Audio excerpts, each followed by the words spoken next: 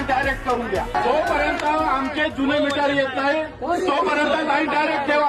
आम्हाला smart meter पाहिजेच आहे. तेवढे मीटर आणून आमचे लावा आणि तुमचे स्मार्ट मीटर काढून तुम्ही घेऊन जा.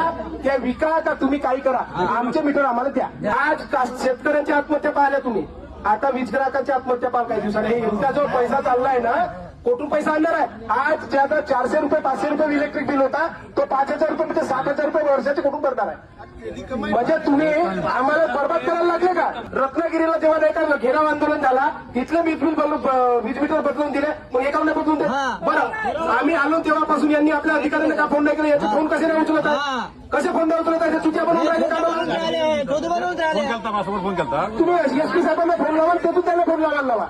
कारण का एवढा आज काही तुमचा आमच्या एकट्याचा नाही आहे सर, पुढे जनतेचा विषय आहे. बरोबर आहे सगळ्या गोष्टी. एवढे अतिरिक्त बिल येत आहेत. थोडाफार असता तर लोक कन्सिडर केले असते ना. तुम्हाला पगार मिळते, आम्हाला काय मिळते?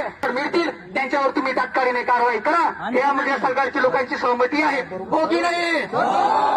सर तुमचा फायनल डिसिजन काय ते सांगून द्या. ते पाय मीटर जे लागलेले आहे ना आमचे, ते मीटरच्या सिरीजमध्ये आम्ही तुमचे जे जुने मीटर आहे ते लावून देतो. त्याच्यावर तुम्ही वापर बघा, त्यानंतर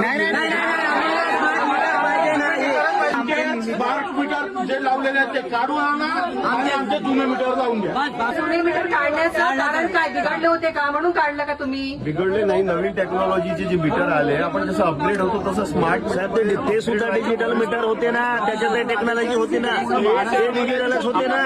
चक्रीवाले नव्हते, डिजिटलच होते.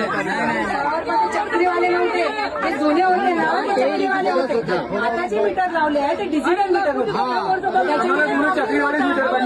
तुम्ही जे टॅली म्हणता ना, इकडे हा मीटर लावायचा स्मार्ट मीटर आणि तिकडे तुमचा डिजिटल मीटर, आम्हाला टॅली चालणार नाही. आमच्या मीटरमध्ये काहीच प्रॉब्लेम नव्हता. आम्हाला आमचे जुने मीटर लावून पाहिजे. तीन लोक बघा